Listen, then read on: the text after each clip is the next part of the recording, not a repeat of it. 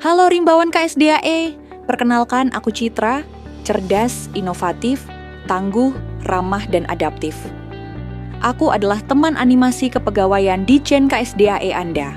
Rimbawan KSDAE, apakah Anda berencana mengajukan atau mengusulkan kenaikan pangkat?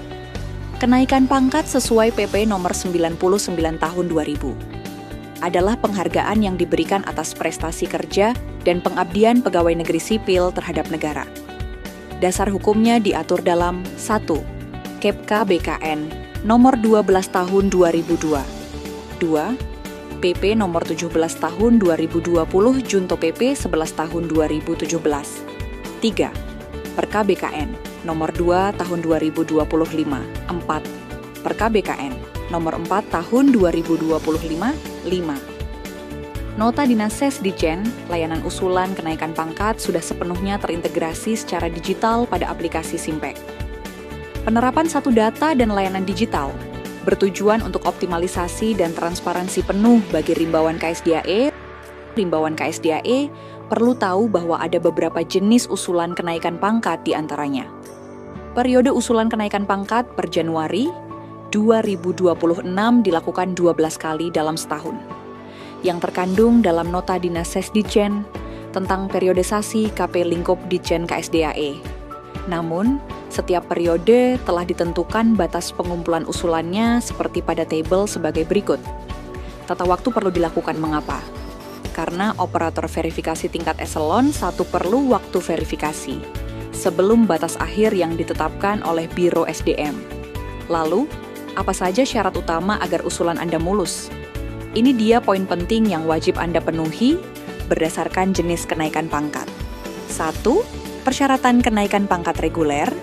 2. Persyaratan kenaikan pangkat penyesuaian ijazah.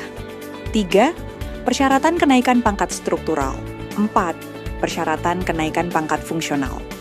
Pastikan semua dokumen ini sudah Anda upload dengan lengkap dan valid sesuai tata waktu yang ditentukan di aplikasi Simpek dan sinkronisasi dengan SIA SN Anda.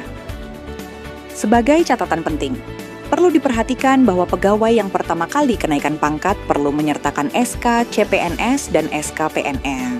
Ini kesempatan Anda.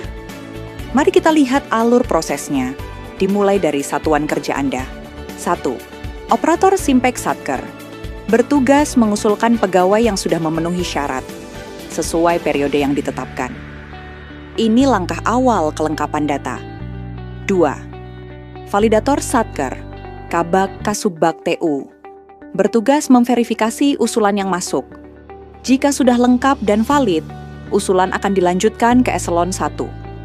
Usulan Anda kini bergerak ke tingkat eselon 1, Ses Ditjen KSDAE untuk proses finalisasi. 1.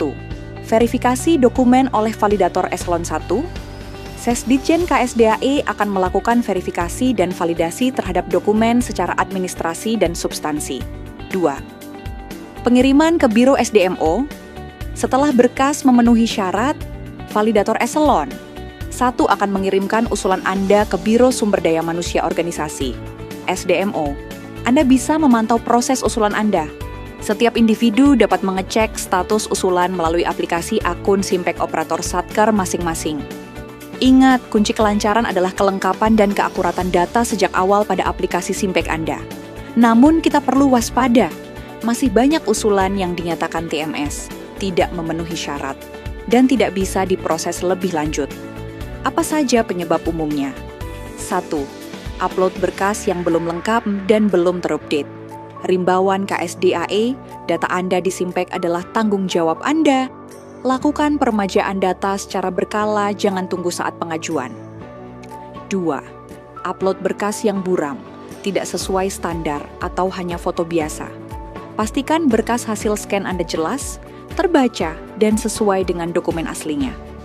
Hindari hasil foto yang buram atau tidak standar, salah satunya tentang standar ukuran file. 3. Upload file tidak sesuai dengan jenis kebutuhan. Seperti yang sudah dijelaskan, verifikator eselon 1 punya periode yang lebih cepat. Berkas yang dimasukkan seringkali tidak sesuai dengan apa yang diminta, perlu ditingkatkan. Kembali ke telitian, itulah panduan singkat untuk usulan kenaikan pangkat lingkup Direktorat Jenderal KSDAE. Selamat mempersiapkan diri, Rimbawan KSDAE. Sampai jumpa.